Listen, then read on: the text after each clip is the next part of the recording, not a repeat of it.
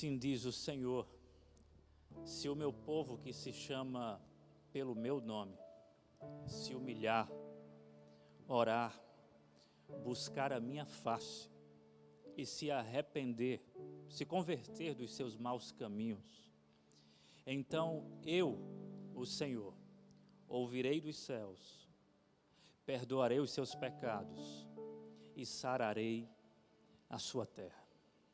Essa é uma promessa do nosso Deus, cheia de graça e misericórdia para o seu povo. Nós somos o povo de Deus. E como povo do Senhor, nós temos o dever e a obrigação de nos aproximarmos diante dEle, com o coração contrito, quebrantado, arrependido. Portanto, neste instante do culto, quero convidar você que se encontra na sua casa, talvez só, talvez cercado pela sua família. Quero convidar os irmãos que se encontram aqui na igreja local, os poucos irmãos que aqui estão, para orar pedindo perdão pelos nossos muitos pecados. Vamos reconhecer em oração as nossas faltas perante o Senhor nosso Deus. E vamos esperar com grande expectativa e certeza que a sua misericórdia nos alcance mais uma vez. Vamos em oração ao nosso Deus. Confessemos os nossos pecados ao Senhor.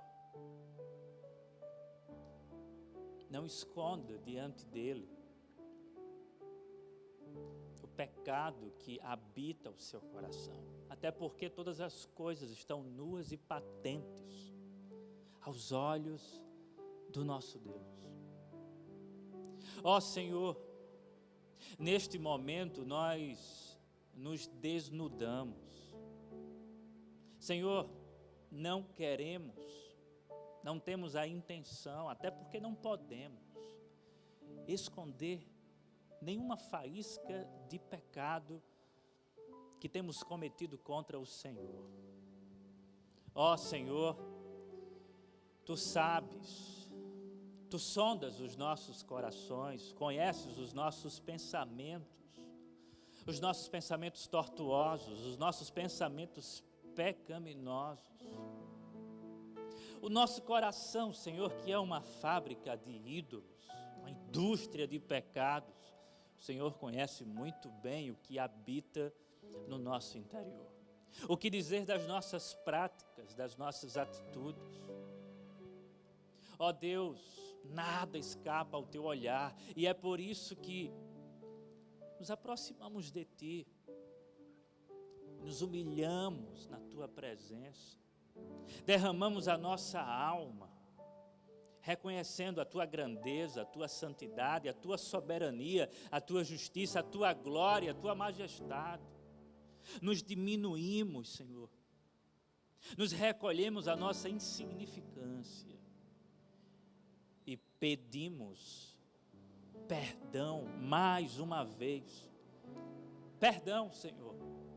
Derrama sobre nós o Teu perdão, renova sobre nós o Teu perdão, nos batize com o perdão de pecados mais uma vez. E na certeza de que o Senhor não hesita em nos perdoar, mas que o Senhor é rápido e pronto para fazê-lo, nós nos alegramos. Nesta noite de domingo, dia do Senhor, nós nos alegramos, para assim, então, celebrar o Teu santo nome. Aceite, por Tua gentileza graciosa, a nossa oferta de louvor e adoração. É assim que nós oramos, no nome do Senhor e Salvador Jesus Cristo. Amém. Vamos louvar? Amém. Boa noite a todos, querido irmão, querida irmã. Nós queremos convidar você para dedicar os próximos minutos a cantar, a adorar o Senhor de todo o teu coração, de todo o teu entendimento. Amém? Vem louvar.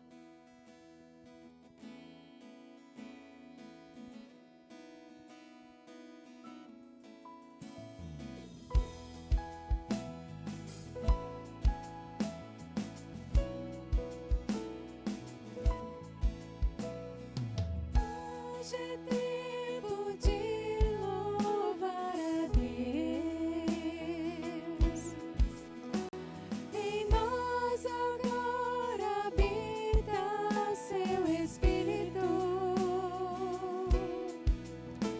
E então é só cantar e a Cristo exaltar, e Sua glória encherá este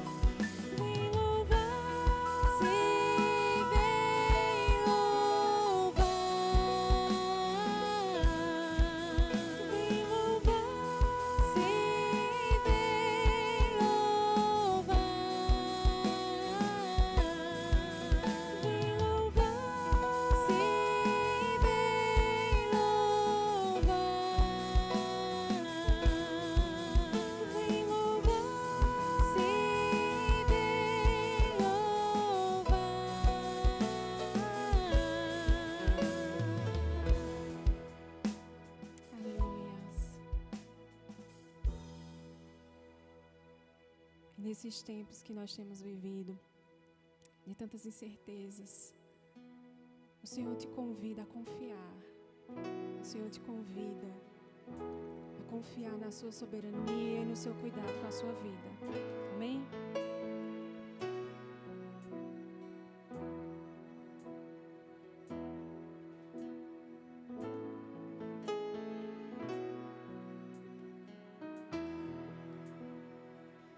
Não tenha sobre ti só cuidado qualquer que seja,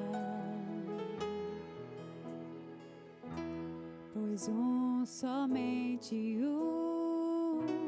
seria muito para ti. É meu, somente meu, todo trabalho, e o teu trabalho é descansar em mim. É meu, somente meu, todo trabalho, e o teu trabalho é descansar em mim. Não temas quando enfim tiveres que tomar decisão. Entrega tudo a mim, confia de todo o coração. É meu, somente meu, todo trabalho, e o teu trabalho é descansar em mim. É meu, somente meu, todo trabalho, e o teu trabalho é descansar em mim. É meu, somente meu, todo trabalho, e o teu trabalho é descansar em mim. É meu, somente meu, todo trabalho, e o teu trabalho é descansar em mim. Sim, Senhor, nós confiamos, descansamos, pois Tu és fiel, Senhor, para todo sempre.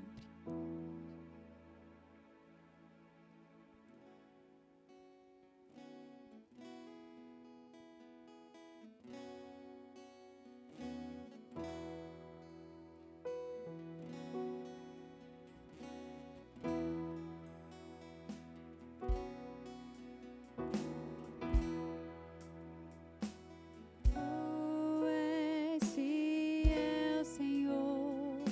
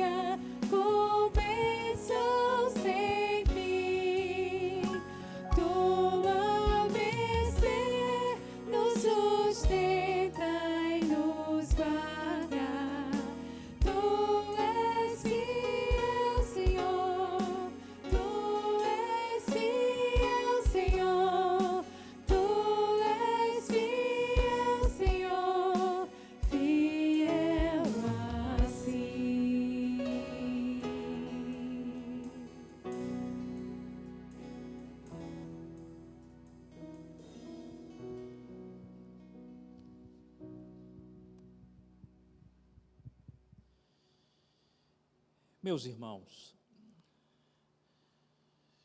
eu quero convidá-los à leitura da palavra de Deus, que se encontra no livro dos Salmos. Livro dos Salmos. E eu desejo ler juntamente com você o Salmo de número 2. Salmo de número 2.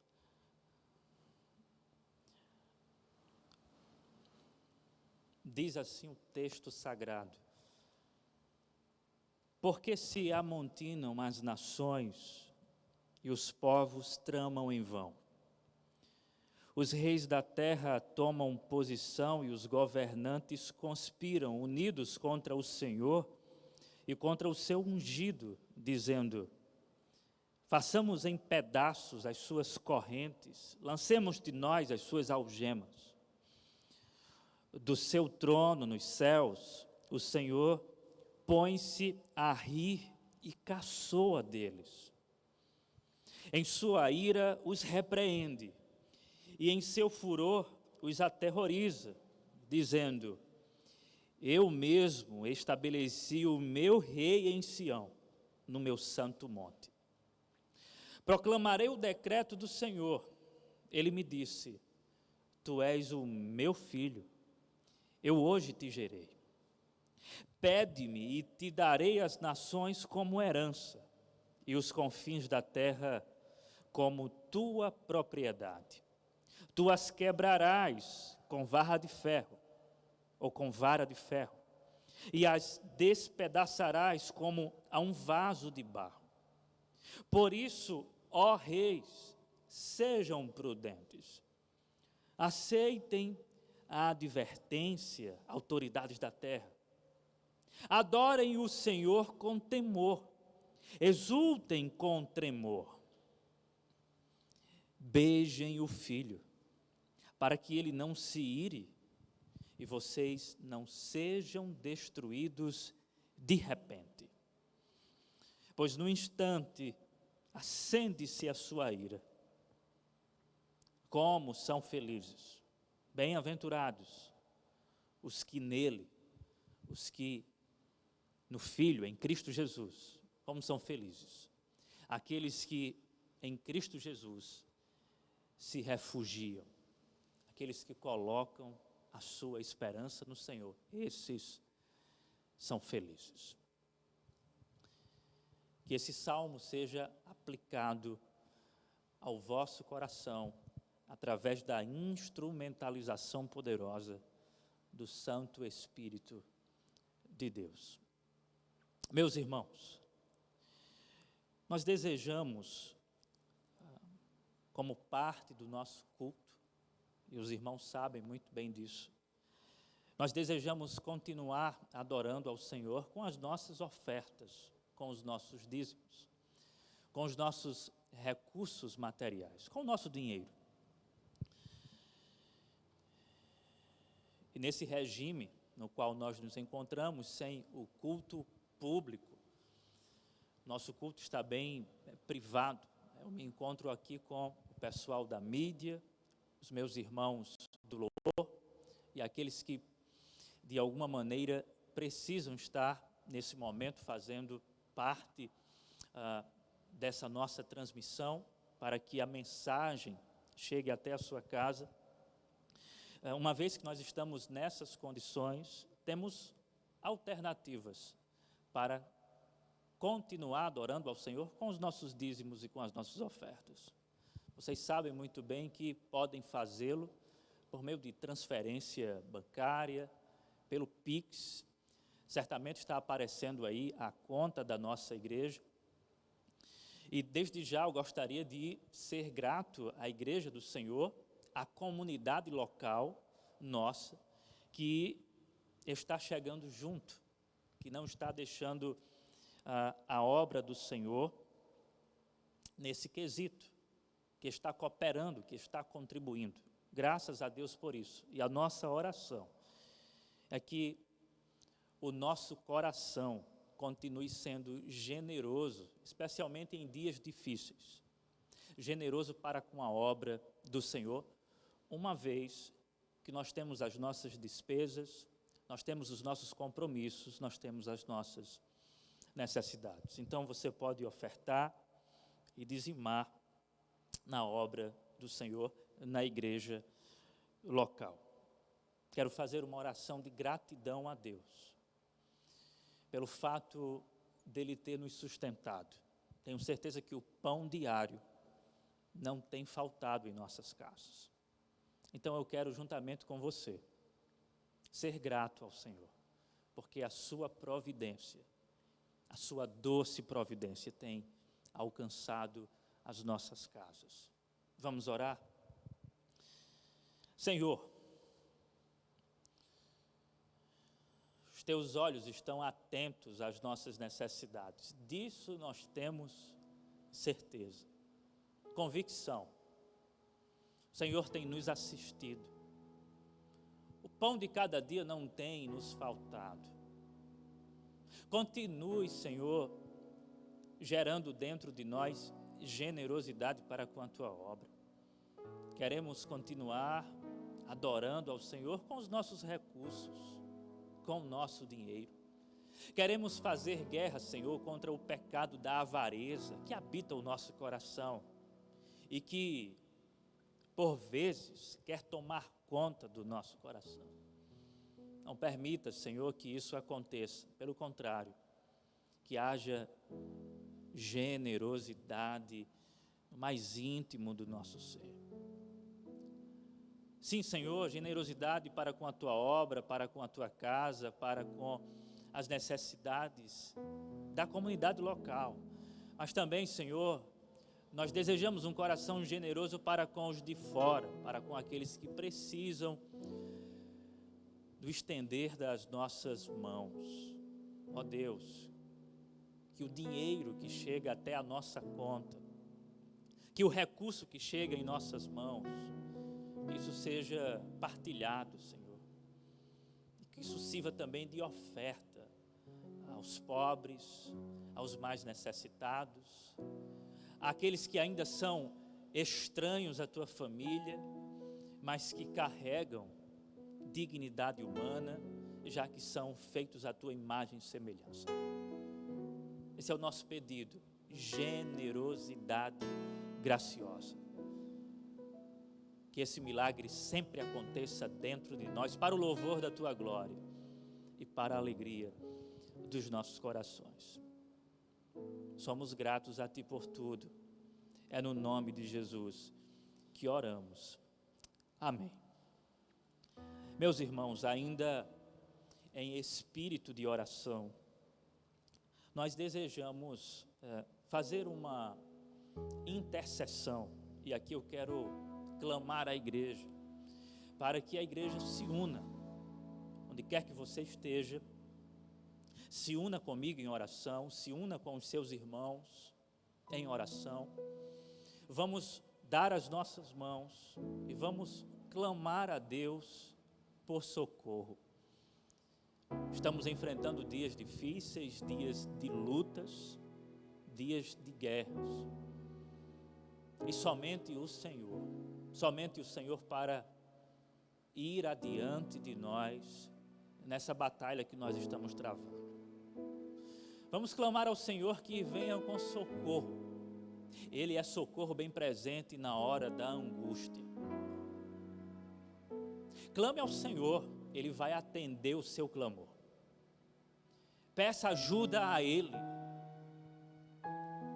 Abra sua boca e clame. Diga: Senhor, tenha misericórdia. Senhor, atenda a nossa oração. Fale com Ele. Senhor, não me deixe assim. Senhor, me cure. Senhor, me ajude. Senhor, que a tua providência me alcance. Estenda a tua mão, Senhor, venha ao meu encontro. Faz um milagre na minha vida, ore. Clame por socorro ao Senhor. Se você está enfermo, clame pela cura.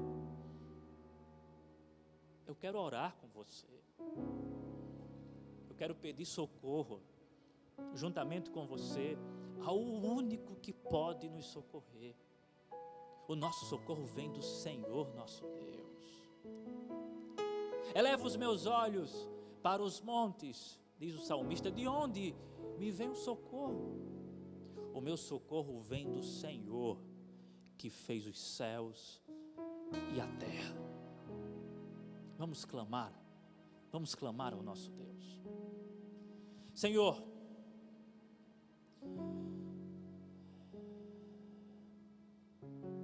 tem muita gente sofrendo, há muita gente no nosso meio angustiada, vivendo dias difíceis, dias sombrios, momentos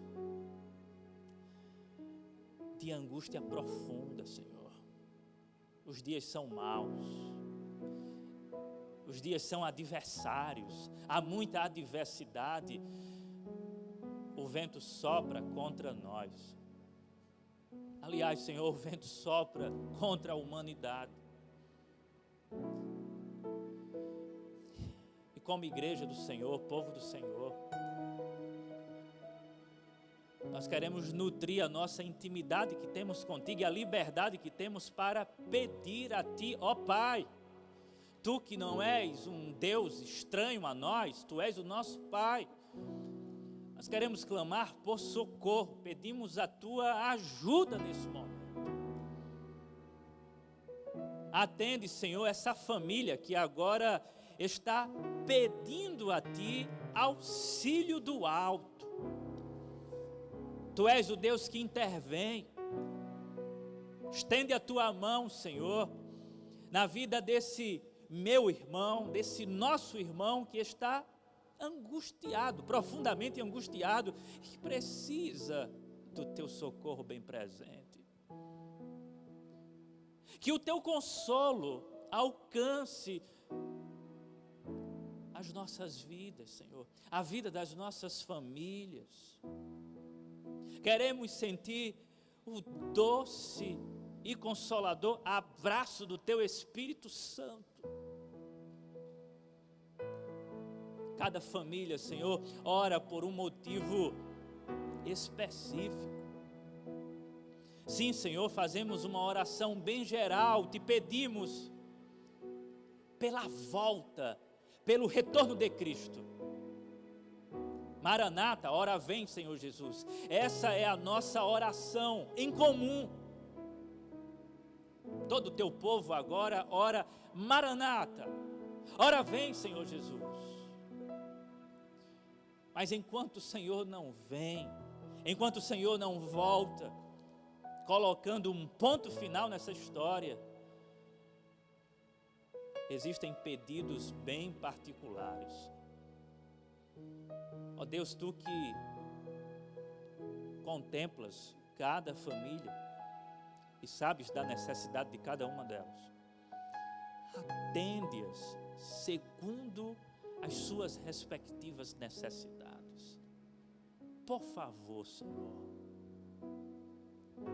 no nome de Jesus, atende as nossas orações e que a Tua vontade seja feita, assim na terra como no céu.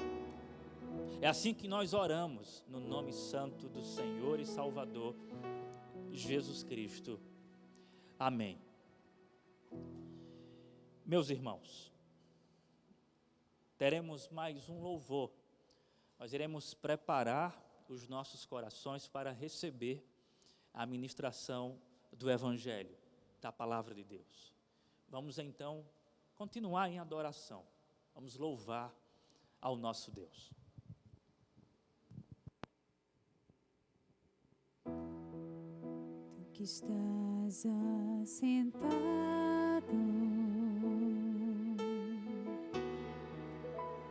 no trono,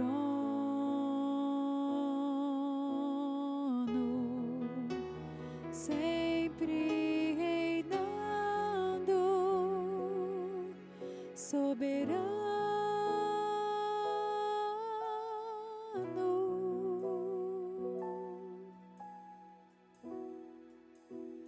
Anjos cantando,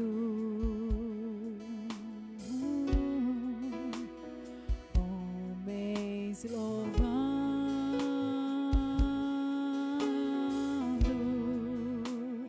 Deus reunindo o seu povo.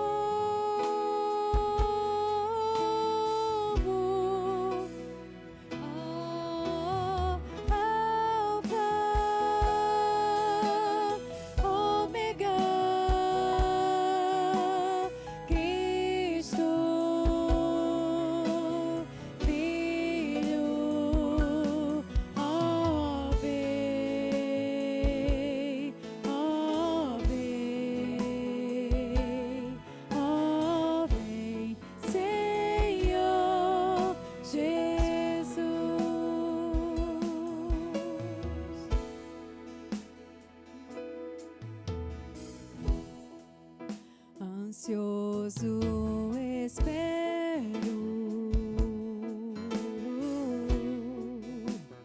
a sua volta,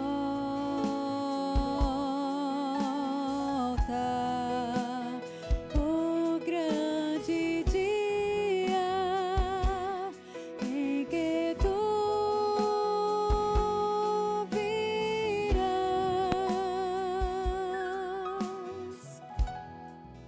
Então subiremos,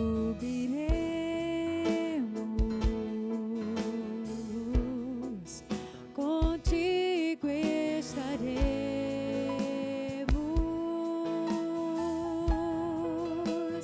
para todo sempre. Aleluia.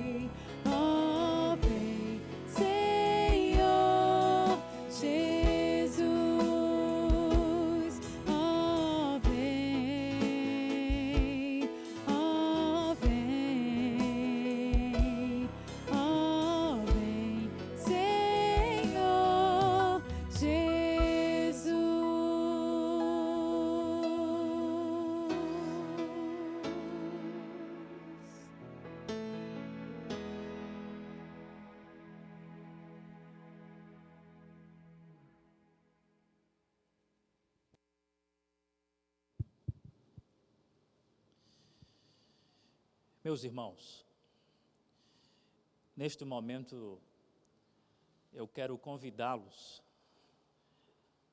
à reflexão da palavra de Deus. Vamos meditar nas Escrituras Sagradas, especificamente nas palavras do Senhor Jesus Cristo, que se encontram, palavras essas, que se encontram no Sermão do Monte. Então eu peço que você abra sua Bíblia no Evangelho narrado por Mateus. Evangelho narrado por Mateus, capítulo de número 6. E nós iremos ler a partir do versículo de número 25. O reverendo Lorinaldo, num domingo passado, nos trouxe uma reflexão em cima do texto de Filipenses, capítulo 4, versos 6 e 7, onde nós encontramos o apóstolo Paulo orientando os irmãos a descansar no Senhor e a lançar sobre ele toda a ansiedade que inquieta a nossa alma. Eu gostaria de dar continuidade a essa temática pelo prisma de Mateus, capítulo de número 6, a partir do versículo 25, e nós iremos ler até o verso 34. Mateus, capítulo 6, do verso 25 ao verso de número 34. É um texto amplamente conhecido pela igreja cristã. Certamente você tem conhecimento desse texto ou do conteúdo do mesmo. É provável que você já tenha escutado muitas reflexões em cima desse texto. E entendo que nessa nossa travessia pandêmica, nós estamos vivendo esse deserto de pandemia. Esse texto é muito sugestivo e muito oportuno. E, portanto, eu quero chamar a sua atenção para o conteúdo que há no texto de Mateus, capítulo 6, a partir do versículo 25, palavras do Senhor Jesus Cristo. Portanto, eu lhes digo, não se preocupem com sua própria vida quanto ao que comer ou beber, nem com seu próprio corpo quanto ao que vestir. Não é a vida mais importante que a comida e o corpo mais importante que a roupa? Observem as aves do céu, não semeiam, nem colhem, nem armazenam em celeiros. Contudo, o Pai Celestial as alimenta. Não têm vocês muito mais valor do que elas? Quem de vocês, por mais ansioso que esteja, pode acrescentar 1 hora à sua vida? Por que vocês andam ansiosos com roupas? Vejam como crescem os lírios do campo. Eles não trabalham, nem tecem. Contudo, eu lhes digo que nem Salomão, em todo o seu esplendor, vestiu-se como um deles. Se Deus veste assim a erva do campo, que hoje existe e amanhã é lançada ao fogo, não vestirá muito mais a vocês, homens de pequena fé. Portanto, não andem ansiosos, dizendo que vamos comer, que vamos beber, que vamos vestir, pois os pagãos é que correm atrás dessas coisas. Mas o Pai Celestial sabe que vocês precisam delas. Busquem, em primeiro lugar, o reino de Deus e a sua justiça, e todas essas coisas vos serão acrescentadas.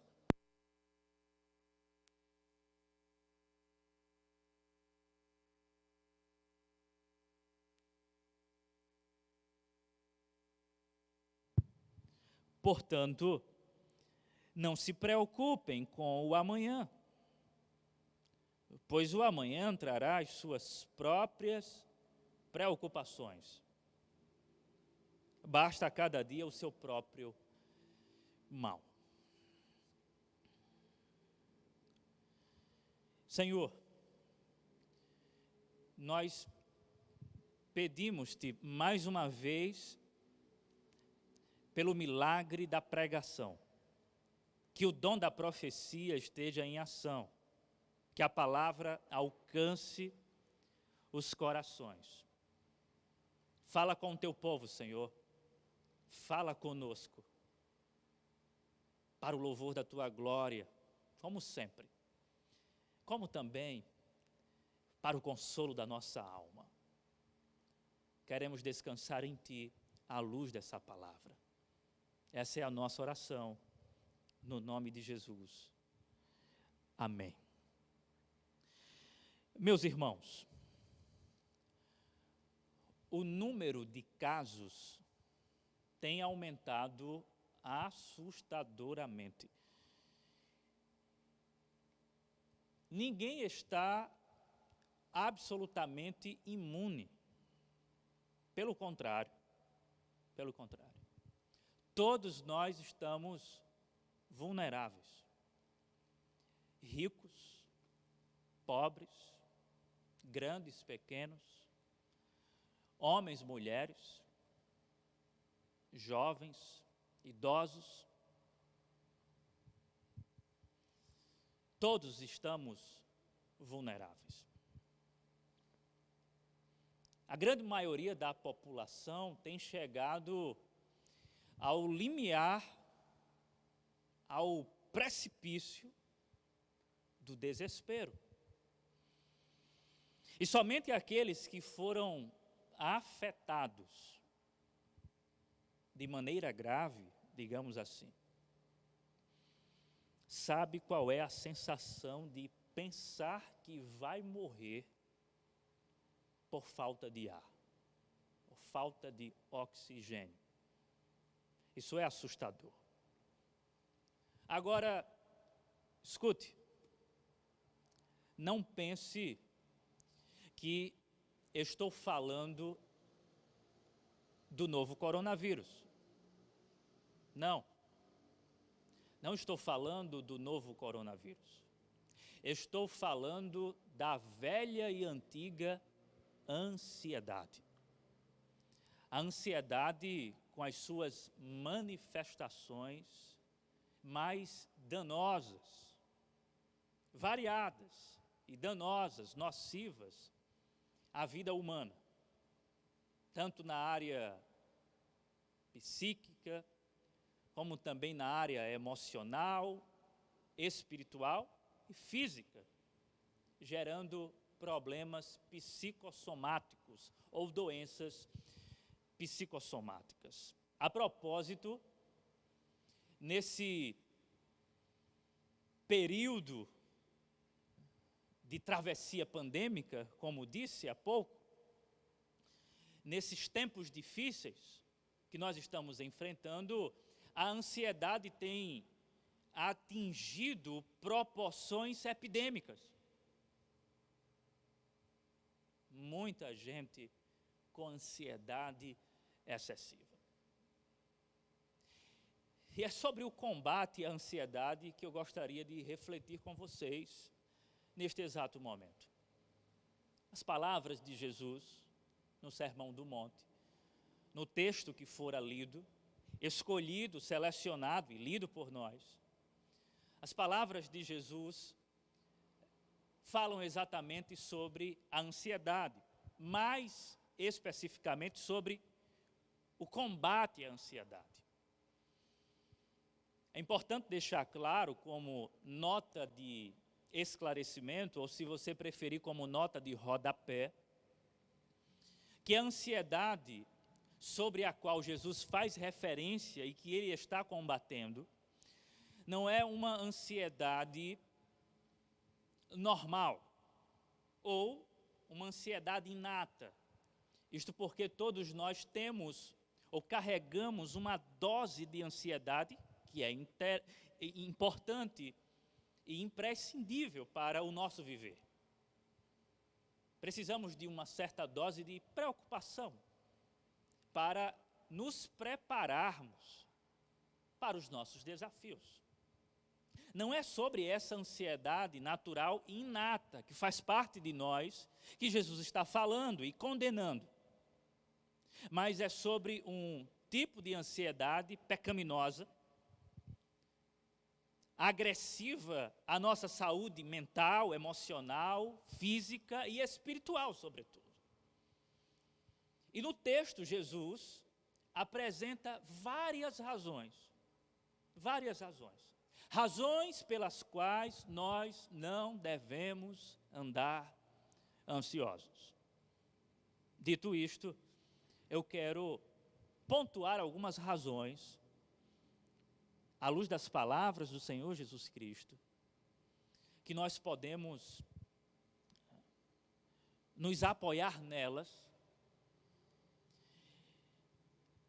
ancorando a nossa fé, a nossa confiança nelas, nessas razões, a fim de combatermos, como Jesus deseja que combatamos, a ansiedade excessiva que tira a nossa paz, que mexe com a nossa fé, e que é um pecado frontal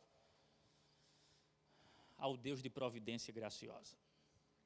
Quais são as razões pelas quais nós não devemos andar ansiosos? E que nós podemos enxergar no texto. A primeira razão. Por que nós não devemos andar ansiosos? Porque a ansiedade pode e deve ser controlada pelos filhos de Deus. Essa é a primeira razão.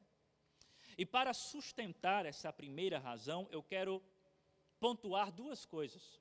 A primeira, é importante entendermos que as palavras de Jesus são dirigidas a um público-alvo. E o público-alvo de Jesus são os discípulos. Ora, o texto que fora lido se encontra no contexto do Sermão do Monte. O Sermão do Monte é dirigido aos discípulos de Jesus. Isso você vai perceber logo no início, no capítulo 5, quando Jesus sobe ao monte, e aí os discípulos se aproximam para ouvir as instruções, as orientações, as palavras de Jesus. É bem verdade que as multidões também serão contempladas com a palavra de Jesus através dos discípulos que ficarão incumbidos para proclamar as palavras de Jesus às multidões. Mas o meu ponto aqui é destacar que essas palavras são dirigidas a um público específico. E esse público específico são os discípulos. Aqueles que foram matriculados pelo Espírito Santo na escola de discipulado de Jesus. Esse é o primeiro ponto. O segundo ponto que deve ser destacado está no próprio texto. Porque no próprio texto você vai notar que Jesus fala da relação de filiação dos discípulos com o seu Pai. Por exemplo, no versículo de número 26, Jesus diz: observem as aves do céu, não semeiam, nem colhem, nem armazenam em celeiros, contudo o Pai Celestial as alimenta. Ou seja, o Pai de vocês.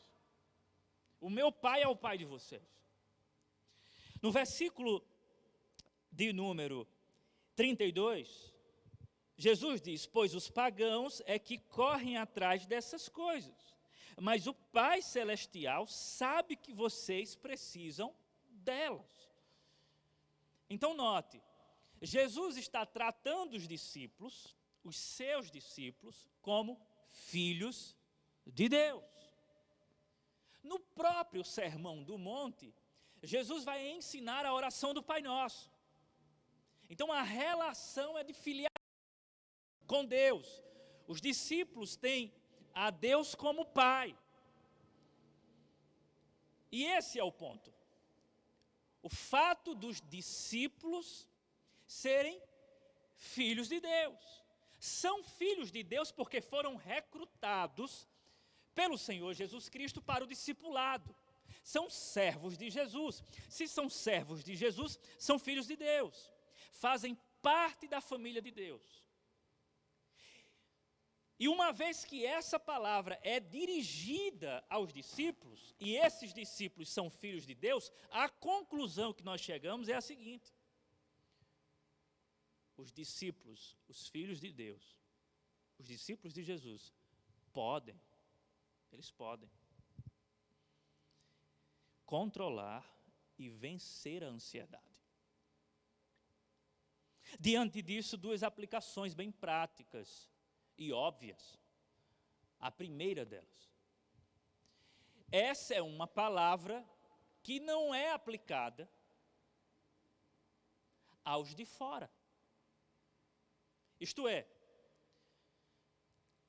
aqueles que não são discípulos de Jesus não são alvos da aplicação direta dessa palavra. Mais do que isso, os que não são filhos de Deus, pelo fato de não serem discípulos de Jesus, não têm a obrigação de descansar no Pai, porque desconhecem o Pai. Veja, mais uma vez citando o versículo de número 32, os pagãos é que correm atrás dessas coisas.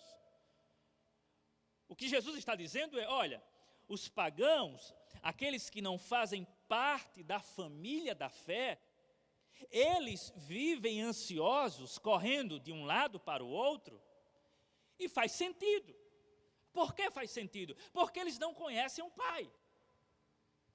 Então, nós não exigimos, como igreja, que os de fora descansem como nós devemos descansar.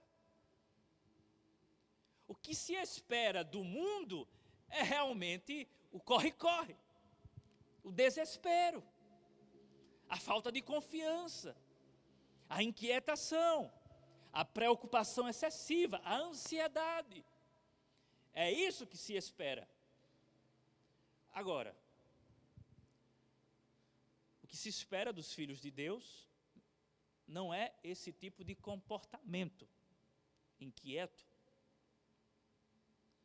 O que se espera dos filhos de Deus é que eles respondam à palavra do próprio Deus, descansem no próprio Deus e, portanto, não andem ansiosos como os de fora, como os pagãos, como aqueles que não são discípulos.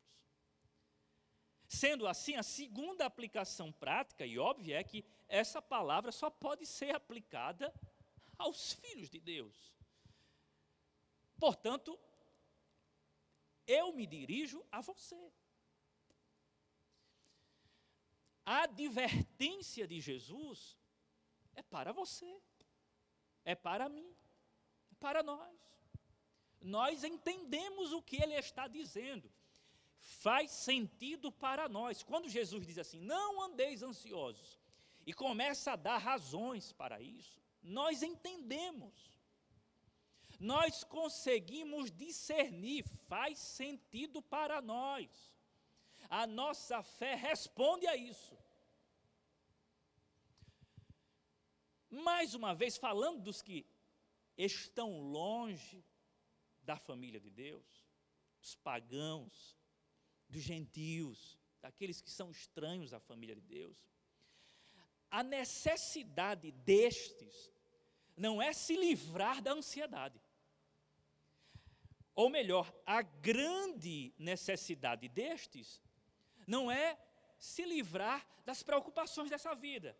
A grande necessidade mais urgente destes é de salvação. Então, se você que me escuta, de repente não faz parte da família da fé, ainda não desfrutou das bênçãos do Evangelho, e está pedindo a Deus, Deus, eu quero que o Senhor tire de mim essa ansiedade. A primeira coisa que você deve fazer é, Senhor, eu quero que o Senhor tire de mim o meu pecado. Arranca de mim o meu pecado. Perdoa os meus pecados. O problema do incrédulo, o grande problema do incrédulo não é a preocupação excessiva. O problema do incrédulo é que ele precisa de regeneração. Depois sim, vamos para o tratamento da preocupação excessiva. Mas, voltando para os filhos de Deus, os filhos de Deus já são regenerados, já foram alcançados, e portanto, devem responder à altura do seu chamado. Como discípulos de Jesus, nós devemos e podemos controlar a ansiedade e vencê-la.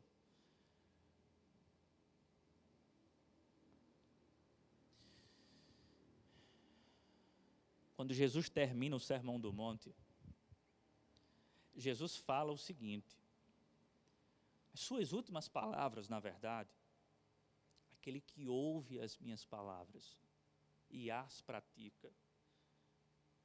Eu vou comparar ao homem sensato, ao homem prudente, ao homem sábio.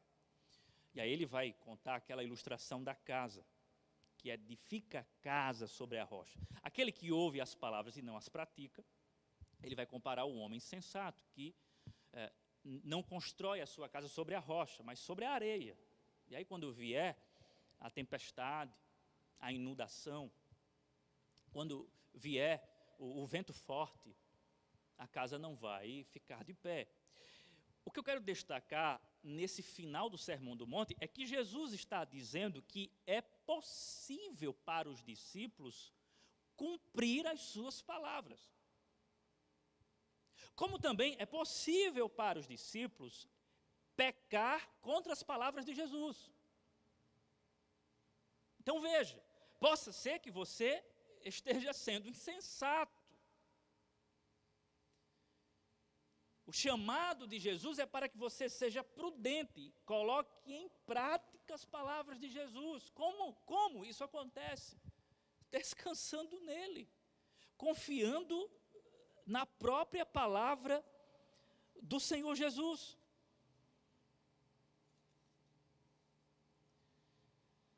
Depositando a sua total confiança nele.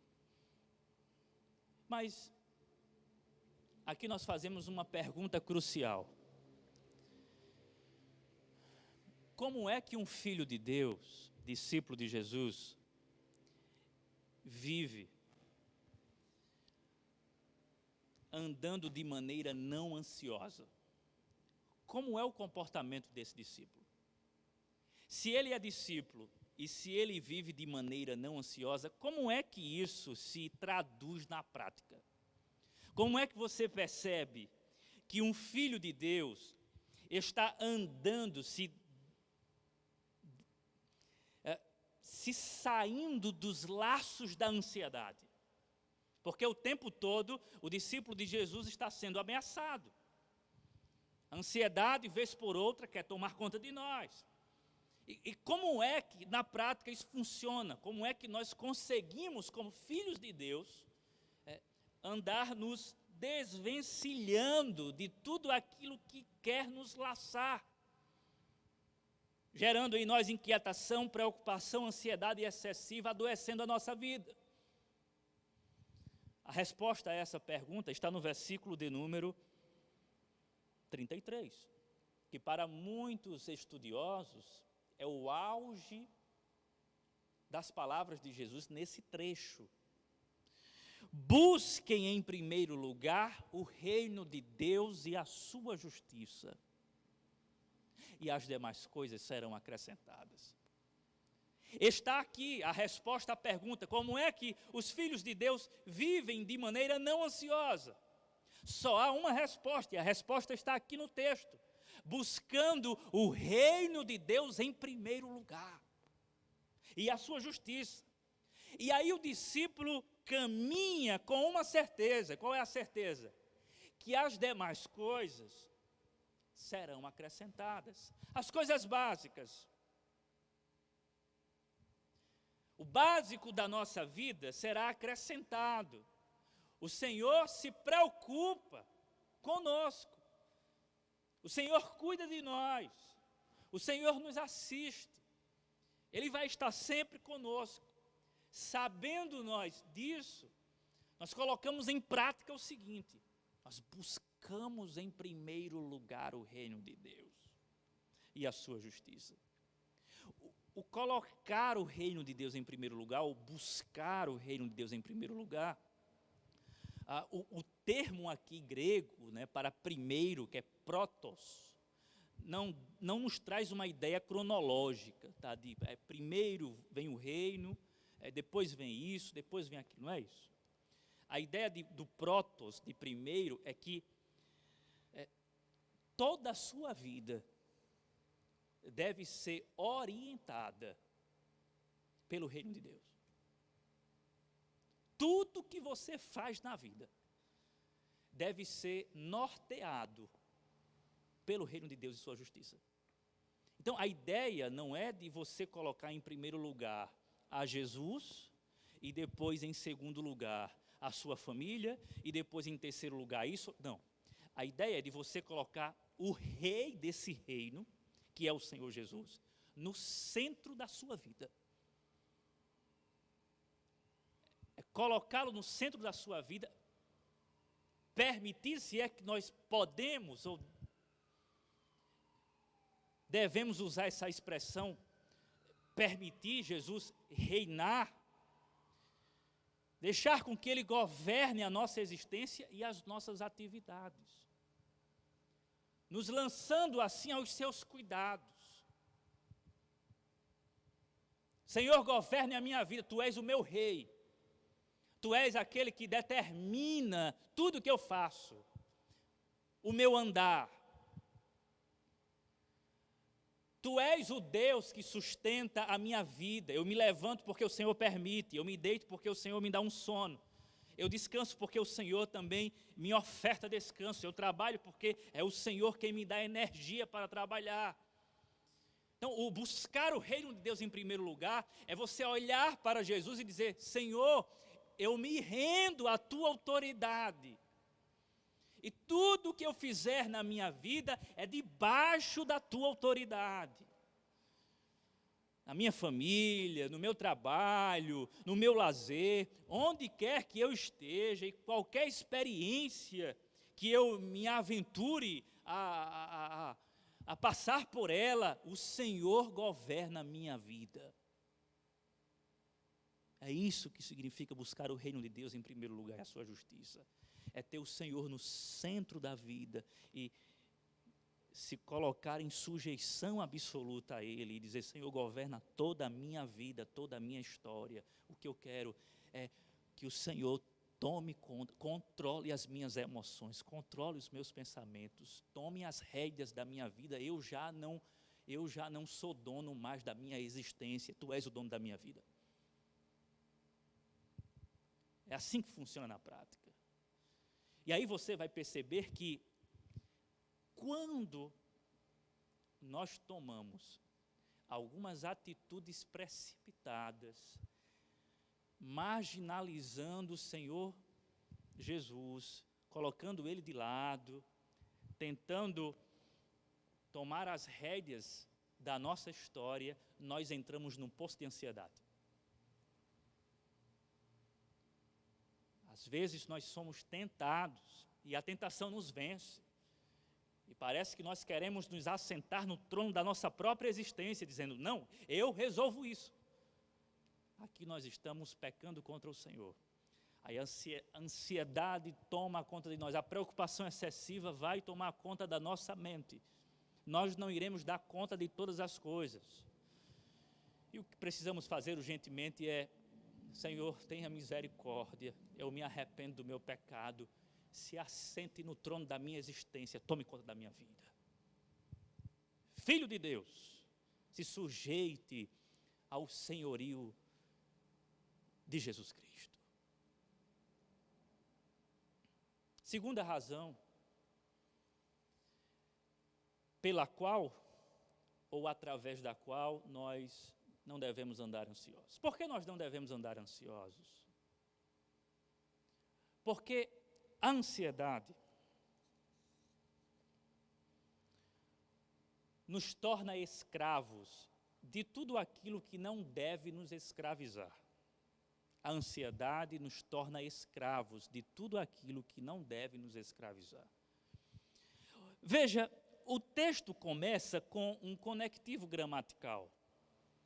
Portanto, essa conjunção deve levar o leitor a uma conclusão bem básica. O que Jesus vai dizer daqui para frente está ligado ao que ele disse. O que foi que Jesus disse? No contexto imediato anterior, no versículo de número 24, Jesus diz o seguinte: ninguém pode servir a dois senhores, pois odiará um e amará o outro, ou se dedicará a um e desprezará o outro. Vocês não podem servir a Deus e a Mamon. ou ao dinheiro, Deus dinheiro. Portanto, eu lhes digo, não andem ansiosos com a sua própria vida, quanto ao que comer, beber ou vestir. Notem que Jesus, quando faz a transição, ele fala sobre a tríade das coisas que nós precisamos para viver com dignidade nessa vida: comida, bebida e veste. Nós precisamos nos alimentar, nós precisamos comer, beber e nós precisamos de roupa. Então, nós temos aqui a tríade das coisas básicas que nós precisamos para viver com dignidade nesse mundo. Qual é o problema? O problema é quando essas coisas básicas, que serão acrescentadas quando o discípulo confia em Jesus, começam a dominar os nossos corações através de uma desconfiança que é gerada em nós, se realmente nós teremos essas coisas como nós as desejamos. E aí há uma ênfase da nossa parte exagerada às coisas. Queremos comida, queremos bebida e queremos roupa. Sabemos que essas coisas não podem faltar, porque é o básico. E aí a gente se preocupa com o básico, com aquilo que Jesus disse que não ia faltar. Mas perceba, a gente escorrega e se preocupa. Quando a gente se preocupa com comida, com bebida e com roupa, a gente se preocupa com outra coisa: dinheiro. Porque para ter comida, bebida e roupa, a gente precisa de dinheiro. E aí, quando você olha para as coisas e começa a fixar nas coisas, pensando nas coisas, e o tempo todo, colocando em outras palavras, meu Deus, eu preciso da feira. Meu Deus, eu preciso vestir os meus filhos. Meu Deus, eu preciso pagar a conta. Meu Deus, eu preciso disso. Meu Deus, e isso, e isso. E aí você começa a fixar toda a sua atenção nessas coisas. Essas coisas têm o poder de lhe catapultar para o meio de conseguir essas coisas. Você se torna refém das coisas, e se já não fosse ruim isso, você se torna escravo do Deus dinheiro. E aí você entra numa correria, usando uma linguagem nossa, você entra numa correria desesperadora para conseguir o dinheiro. Então tudo para você é conseguir o dinheiro, porque você precisa das coisas. E aí você mira o dinheiro e vai fazer de tudo para ter o dinheiro. E aí você vai focar no dinheiro. O que é que vai acontecer? O dinheiro que deve lhe servir, porque o dinheiro é um ótimo servo. O dinheiro que deve lhe servir torna-se patrão seu. O dinheiro como servo é excelente. Agora, como patrão, é o terror. Quando o dinheiro começa a mandar em você, começa a ditar o ritmo da sua vida, aí você entra em um processo de ansiedade, de preocupação, de inquietação, desesperador. Porque o dinheiro, ele vai castigando você, dizendo para você o seguinte: olha, você precisa de mim. E é interessante isso porque o dinheiro, por mais impessoal que seja, ele conversa com você. Tanto é que Jesus compara Mamon, o Deus dinheiro, a um senhor. E, curiosamente, é a única coisa que sofre, nas palavras de Jesus, uma apoteose. O que é isso? É Jesus está transformando aqui o dinheiro em um Deus, dizendo o seguinte aos discípulos: olha, tem algo que disputa a lealdade de vocês. O amor ao dinheiro. E vocês precisam decidir. Ou vocês servem a Mamon, ou vocês servem ao Senhor, nosso Deus, nosso Pai. A preocupação com as coisas nos leva a uma preocupação exacerbada com o dinheiro. Nós nos tornamos escravos, portanto, do dinheiro. O dinheiro começa a dominar a nossa vida. E aí nós nos desesperamos, porque nós vivemos, e aí eu acho que nós podemos usar essa expressão, um capitalismo selvagem. Capital não é ruim, tá? Estamos dentro de um sistema capitalista, até aí tudo bem. Mas quando esse capitalismo é selvagem, aí as coisas mudam. E a gente faz de tudo para conseguir o dinheiro. E nesse fazer de tudo para conseguir o dinheiro, nós estamos comprometendo a nossa lealdade exclusiva ao único que merece toda a nossa energia, toda a nossa atenção, toda a nossa adoração, que é o Senhor Jesus. Percebe que nós nos escravizamos, nós coisificamos a nossa existência. Por quê? Porque nos tornamos dependentes demasiadamente das coisas e do dinheiro. E aí coisificamos a nossa vida. Reduzimos a nossa vida às coisas. É como se a vida fosse isso, tão somente isso, correr atrás das coisas. Trabalhar para ganhar o dinheiro e conseguir as coisas. Quando você reduz a vida a isso, você está coisificando a sua vida. E aí no final do mês ou no início do mês, você percebe que a sua crise de ansiedade e preocupação só aumenta. Porque você quer mais, e você não está satisfeito, e isso não preenche você. E aí você sempre vai querer uma reserva, porque você quer manter as coisas básicas, mas aí você não se contenta com as coisas básicas, você quer mais coisas. E você vai criando justificativas dentro de você, por causa disso, daquilo. Eu preciso fazer uma poupança, eu preciso guardar dinheiro para isso, e aí você arruma mais um outro trabalho, e se preocupa, se perguntando, será que eu vou perder esse emprego? E então você vai atrás de outro, e aí você quer mais dinheiro, você quer mais coisa, você quer mais dinheiro, você quer mais coisa, e a sua vida é reduzida a isso. Como é que Jesus resolve isso? Ou melhor, nos chama a atenção para combatermos essa coisificação da vida. Jesus nos chama a atenção para o valor intrínseco da vida. Olha o que Jesus diz. Ainda no versículo de número 25, não se preocupem com a sua própria vida, quanto ao que comer ou beber, nem com o seu próprio corpo, quanto ao que vestir.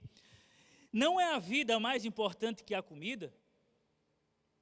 E o corpo mais importante que a roupa? Observem as aves do céu, não semeiam, nem colhem, nem armazenam em celeiros. Contudo, o Pai as alimenta. Não tem vocês muito mais valor? Jesus está dizendo, olha, parem de reduzir a vida de vocês às coisas. A vida de vocês transcende as coisas. Há um valor intrínseco. O homem foi criado à imagem de Deus. Então veja, considere o valor intrínseco que há em você. E é um valor divino. Há divindade em você. Em que sentido? É como disse um teólogo africano. A canicidade do cão está no cão, mas a humanidade do homem não está no homem, está em Deus. A nossa humanidade, o fato de Deus nos ter feito a sua imagem e semelhança, significa que Ele compartilhou conosco o que nós podemos chamar de fagulha de divindade. Há uma fagulha de divindade em nós. Somos a imagem e semelhança de Deus. Ele nos fez assim. É por isso que nós não nos satisfazemos nas coisas que são inferiores, mas só no Deus que é superior a nós e que nos fez a sua imagem e semelhança e que diz: vocês só encontrarão satisfação em mim. Porque vocês não foram feitos para as coisas que são menos valiosas do que vocês. Vocês só encontrarão satisfação no que é mais valioso do que vocês. Eu sou mais valioso. Mas considerem o valor da vida de vocês. Vocês valem mais. E aqui Jesus está sendo muito lógico. Olhem para os pássaros, né? Vocês valem mais. Irmãos, tem estudioso do texto que acha que Jesus está cometendo aqui um exagero quando ele fala das aves, e que o Pai cuida das aves. Na verdade, não, Jesus está falando o que de fato acontece na história. Você não vê, certamente você nunca viu, no jornal, uma notícia, um pardal morreu. Você não vai ver isso, né? Noticiar 1000 pardais morreram hoje, assim. Porque nós não damos valor a isso. Nós não damos valor a essas aves. E Jesus está dizendo o seguinte: olha, o Pai cuida desses pássaros. Se o Pai cuida desses pássaros, e aqui Jesus está sendo lógico demais, se o Pai cuida desses pássaros, por que vocês desconfiam que Ele cuida de vocês? Melhor, se o Pai valoriza toda a sua criação, incluindo os pássaros, será que vocês não têm mais valor do que os pássaros? É claro que sim, eles entenderam de imediato. Agora, além do fato de você ter esse valor intrínseco, entenda uma coisa: você não é apenas a imagem e semelhança de Deus, mas você foi redimido pelo sangue do Cordeiro. Porque a imagem e semelhança de Deus pecou contra o próprio Deus. A raça humana caiu.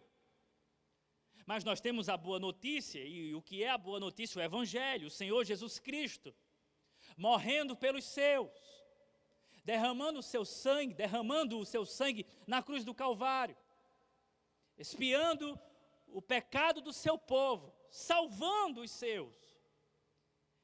E aí veja, não há apenas valor intrínseco em nós como imagem e semelhança de Deus, mas há em nós um valor infinito. Por que há em nós um valor infinito? Porque agora não apenas somos imagem e semelhança de Deus, mas nós fomos comprados pelo sangue do Senhor Jesus Cristo, fazemos parte da sua família e estamos em um processo todo especial para sermos a imagem e semelhança do Senhor Jesus Cristo. E Deus está trabalhando em nós com esse propósito, para sermos conforme a imagem do seu Filho Jesus Cristo. É o que Paulo diz em Romanos capítulo 8, versículo 28, 29. Então, se não fosse suficiente essa informação que temos de que a nossa vida vale mais, imagine agora com o Espírito Santo habitando em você, com a sua vida sendo preciosa aos olhos do seu Senhor e do seu Salvador Jesus Cristo. Imagine agora, depois de regenerado, depois de perdoado, depois de amado, depois de abençoada, depois de justificada, mulher, você vale mais. O que Jesus está dizendo é: não se tornem escravos das coisas, pelo contrário, Vocês não foram feitos para serem escravos das coisas. Vocês foram criados à imagem e semelhança de Deus. Vocês têm um valor. Além disso, vocês foram resgatados por Deus. Pensem nisso. Há uma terceira razão no texto pela qual nós não devemos andar ansiosos. E qual é a terceira razão? A ansiedade em nada pode garantir a manutenção da nossa existência. É o que Jesus diz no versículo de número 28. Porque vocês se preocupam com roupas, ou melhor, versículo 27. Quem de vocês, por mais que se preocupe, pode acrescentar uma hora que seja a sua vida? Meus irmãos, esse versículo para mim é um golpe frontal contra toda e qualquer ansiedade. Quem de vocês, ou qual de vocês, por mais que ande ansioso, pode acrescentar uma hora à sua vida? Meus irmãos, nós não temos o controle da nossa vida. Nós não podemos garantir o nosso futuro. Quem aqui pode dizer, ou quem aí pode dizer que vai envelhecer em segurança? Quem é que pode fazer planos seguros, absolutos, projetando o futuro e dizendo, eu vou chegar lá e vou chegar assim, assim, assim? Quem é que pode fazer essa projeção? Ninguém. Claro, em momento algum o texto está dizendo que é proibido fazer planos. O ponto é que nós não podemos garantir que os nossos planos serão bem-sucedidos. Ora, nós estamos o tempo inteiro recebendo informações ou notícias nefastas, funestas. Pessoas morrendo o tempo inteiro. Gente jovem com vida pela frente, segundo a nossa perspectiva, que de repente teve a sua vida ceifada por causa de um vírus. E nós ficamos a nos perguntar até, quem é que vai ser o próximo? Quem é que vai ser o próximo? Essa é uma pergunta para quem tem juízo, porque quem não tem juízo diz assim, eu não estou nem aí para isso.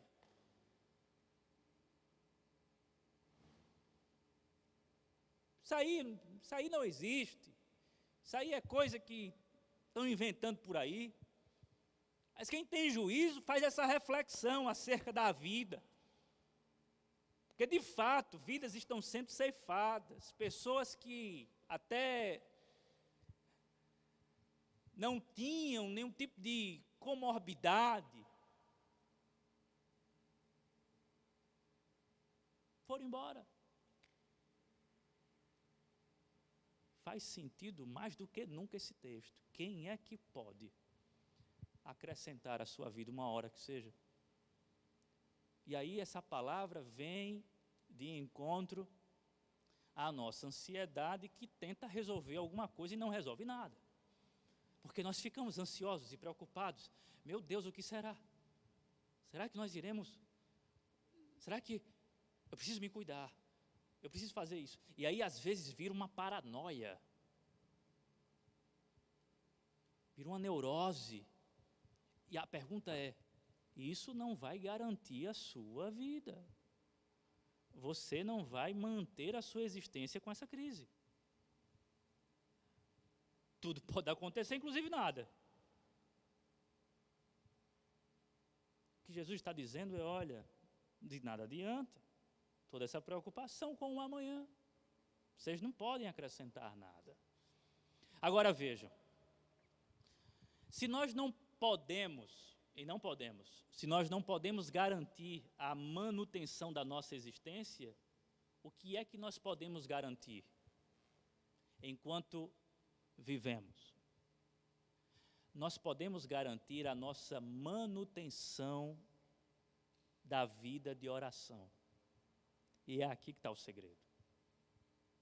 E aí entra o texto que o reverendo Lorinaldo esposou domingo passado, Filipenses capítulo 4, versos 6 e 7, quando Paulo diz assim, olha, lancem toda ansiedade sobre o Senhor, através de súplicas, através das orações, ações de graças, e a paz que excede todo o entendimento, guardará os vossos corações. É interessante que ali no texto, o guardará, o verbo guardar, dá a ideia de guardas fortemente armados, que ficam na frente do seu coração e na frente da sua mente, blindando você. Isto é, enquanto o mundo está em colapso, enquanto o mundo está nesse processo de caotização, você experimenta de uma paz interior, essa paz que excede todo o entendimento, porque você lançou sobre o Senhor da vida, toda a sua ansiedade, e disse, Senhor, nada eu posso fazer, eu não posso garantir absolutamente nada, eu estou com medo, eu estou nervoso, eu não dou conta disso, mas eu quero, Senhor, me lançar aos teus pés e descansar em ti. E aí a promessa é que a paz de Deus, que esse guarda, que é a paz, que excede todo o entendimento, vai nos guardar. E aí as coisas que acontecem à nossa volta, as coisas que nos circundam e que ameaçam a nossa vida, elas não poderão entrar no nosso interior para fazer guerra no nosso íntimo. Não, nós estaremos blindados. E aí, conclusão. Sabe por que nós andamos ansiosos? Na maioria das vezes, perturbados e sem paz, porque não temos orado como deveríamos. Só temos essa explicação, irmãos. Ora, se o texto diz que a paz de Deus, que excede todo o entendimento, vai guardar os nossos corações, a nossa mente, os nossos pensamentos, como resultado de nos lançarmos nele, lançando sobre ele toda a vossa ansiedade, porque ele tem cuidado de vós, significa dizer que se andamos em ansiedade é porque não temos orado como deveríamos. A única coisa que nós podemos fazer é orar. E, portanto, o chamado de Deus neste ponto é: orem mais, busquem mais a minha face, dependam mais de mim. Somente eu posso cuidar de vocês. A questão, queridos, é a seguinte, é que quando nós oramos, e aí fazemos essa manutenção da vida de oração, nós ficamos ainda mais com a forte impressão que a mão poderosa do Senhor está cuidando de nós. Se você ora pouco, Deus está cuidando de você do mesmo jeito. A questão é que se você não ora muito, ora pouco, você não vai ter uma forte impressão do cuidado de Deus. Você vai andar muito inquieto. Mas o Senhor está dizendo, olha, se você descansar em mim, se você praticar essa atividade de oração, essa disciplina de se entregar, a partir do momento que você se acorda, lançando toda a sua preocupação diante de mim, você vai ter a plena certeza e você vai ter a experiência de que eu estou cuidando de você. Você não pode garantir a sua vida, mas você pode garantir, enquanto estiver em vida, a sua vida de oração. Esse é o ponto. Quarta razão. Por que não devemos andar ansiosos? Porque a ansiedade é um pecado que afronta a providência graciosa de Deus. E aí sim nós entramos no versículo de número 28. Porque vocês se preocupam com roupas, vejam como crescem os lírios do campo, eles não trabalham nem tecem. Contudo, eu lhes digo que nem Salomão, em todo o seu esplendor, vestiu-se como um deles. Se Deus veste assim a erva do campo, que hoje existe e amanhã é lançada ao fogo, não vestirá muito mais a vocês, homens de pequena fé. Jesus faz uma transição de imagens. Ele estava nos pássaros e agora vai para os lírios. E aí faz um contraste metafórico entre os lírios e Salomão, dizendo: olha os lírios, nem Salomão, com toda a sua glória no auge, se vestiu como um deles. Esses lírios, que são belos, como vocês podem ver, existem hoje. Amanhã serão lançados no fogo. Se Deus veste assim os lírios, se o Senhor cuida dos pássaros, se o Senhor veste assim os lírios do campo, ou seja, se o Senhor cuida da criação,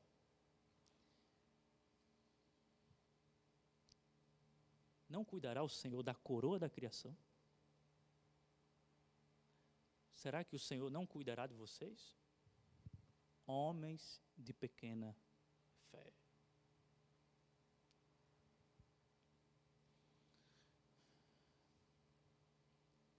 Veja, não andeis ansiosos, não é um conselho, é um mandamento.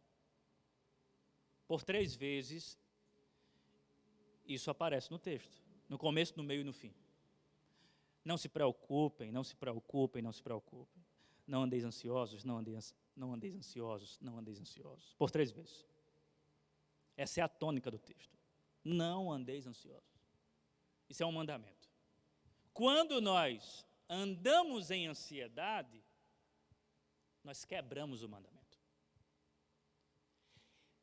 E em que consiste quebrar esse mandamento? Consiste exatamente em desconfiar do cuidado gracioso, providencial do Pai. Esse é o pecado. Qual é a transgressão aqui? Desconfiar daquele que cuida. Desconfiar da providência dele. Meus irmãos, o texto está nos convidando para que confiemos na providência de Deus, que é uma realidade. O texto nos coloca diante da doutrina da providência. Diante disso, 2 coisas. A primeira, se nós desejamos fazer guerra contra a nossa ansiedade, vencê-la, controlá-la, nós precisamos estudar sobre a doutrina da providência. Estude o que você puder sobre a doutrina da providência. Leia livros sobre a doutrina da providência.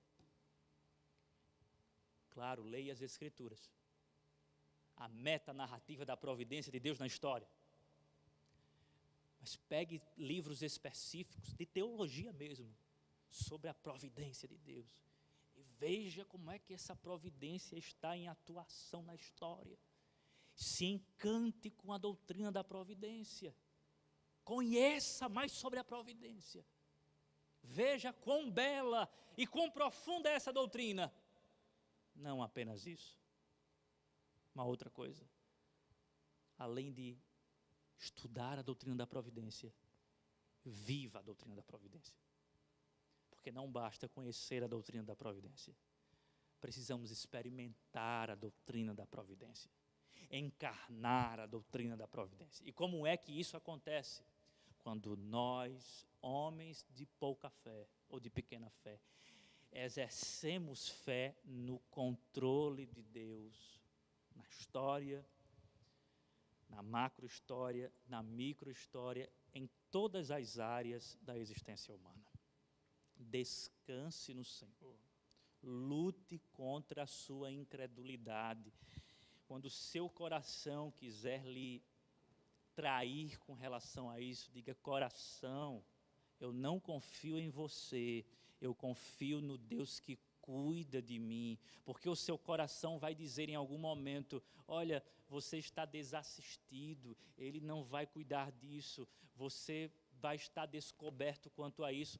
Aí você vai dizer para o seu coração, à luz de um texto como esse, olha coração, olha alma, escuta uma coisa, se Deus veste os lírios, se Deus cuida dos pardais, se Ele se importa com a sua criação, Ele vai cuidar de mim sim, Ele cuida da minha vida, eu sou valioso aos olhos dEle, a providência dEle me alcança o tempo inteiro. Descansemos no Senhor nosso Deus. Finalmente, nós temos uma quinta e última razão para não andarmos ansiosos. Por que nós não devemos andar ansiosos? Em quinto e último lugar, porque a ansiedade nos furta da graça de hoje. Versículo de número 34. Portanto, não se preocupem com o amanhã, pois o amanhã trará as suas próprias preocupações. Basta a cada dia o seu próprio mal. Este é o golpe final que Jesus desfere contra a nossa ansiedade. Jesus está dizendo claramente o seguinte: a preocupação sua de hoje com o amanhã não evitará o que o amanhã trará.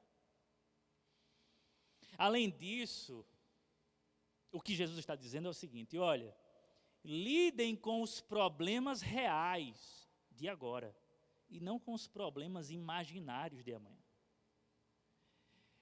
O problema é que a nossa mente se torna um campo fértil do imaginário. E aí ficamos nos entregando às elucubrações. E se? Nada aconteceu, mas você está, e se? E com isso você vai furtando a alegria do hoje, a experiência de vivenciar o dom da vida agora. Jesus está chamando você para a arte de presentificar a vida e não de escatologizar a vida. Não faça escatologia com a vida. Viva o hoje com a sua vida. Faça a teologia do hoje com a sua vida. Do que existe, do que é real. Inclusive, do sofrimento de agora. E é justamente isso que Jesus está dizendo. Basta a cada dia o seu mal. O seu próprio mal. Jesus está dizendo, será que não é suficiente o mal de hoje? Hoje já tem o bastante de adversidade, de cansaço, de estresse, de problemas, de más notícias. Já tem o bastante. Você vai agregar a essas coisas o que já não existe, ou que ainda não existe, melhor dizendo, você não vai suportar o peso. Jesus está dando uma dica de ouro. E é interessante, gente, como Jesus não é aqui escapista. Jesus em momento algum está dizendo, olha, se vocês andarem assim, se vocês fizerem isso, aí vocês vão viver livres de qualquer mal. Não, Jesus está dizendo assim, olha, eu quero que vocês vivam de maneira não ansiosa, descansando em mim. Mas, ao mesmo tempo, quando ele termina o texto, ele diz assim, basta cada dia o seu próprio mal. O fato de você não andar ansioso, ansiosa, não significa que a vida vai ser um mar de rosas. Você vai enfrentar o mal. Você vai lidar com o mal. Você vai lidar com o sofrimento. Então, não há aqui nenhuma dica mágica para uma vida sem problemas. Pelo contrário, Jesus está admitindo que basta a cada dia o seu próprio mal. E com isso ele está dizendo, olha, o dia já tem os seus próprios males. Quando o sol raiar amanhã, se isso acontecer, o dia de amanhã já vem com os seus males. Já basta. Não coloque mais, vocês não aguentam. E aqui a gente precisa do equilíbrio. E qual é o equilíbrio? É olhar para os males que nos cercam, admiti-los, considerá-los, é o que o Salomão diz no Eclesiastes, olha, no dia da adversidade, considera.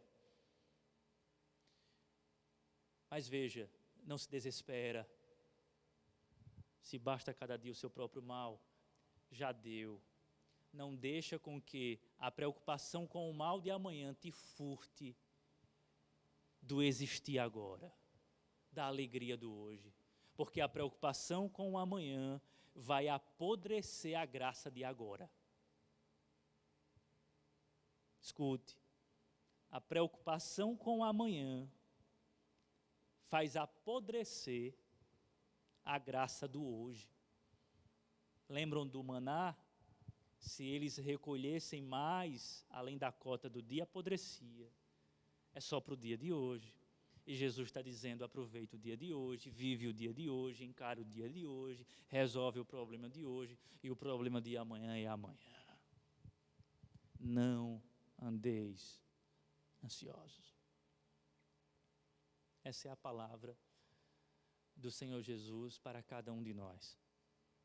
Não andemos ansiosos. Não há necessidade de trazermos para a nossa vida, de contrairmos doenças, complicações. Não. Já basta. Já basta. O sufoco de cada dia. Já basta. Gostaria de concluir com as palavras do J.C. Ryle, bispo de Liverpool, quando ele diz assim: a única coisa que podemos ter certeza é que, se o dia de amanhã nos trouxer uma cruz, aquele que a envia pode e irá nos enviar a graça necessária para carregá-la. Se o dia de amanhã nos trouxer uma cruz, aquele que enviará essa cruz, ele também vai enviar a graça necessária para que possamos sustentá-la. Essa é a certeza que temos. Gostaria de encerrar com essa certeza. Se o dia de amanhã Deus enviar para você uma cruz, tenha certeza de que Ele vai dar para você a graça que você precisa para suportá-la. Não andeis ansiosos com o dia de amanhã. Vamos orar, queridos.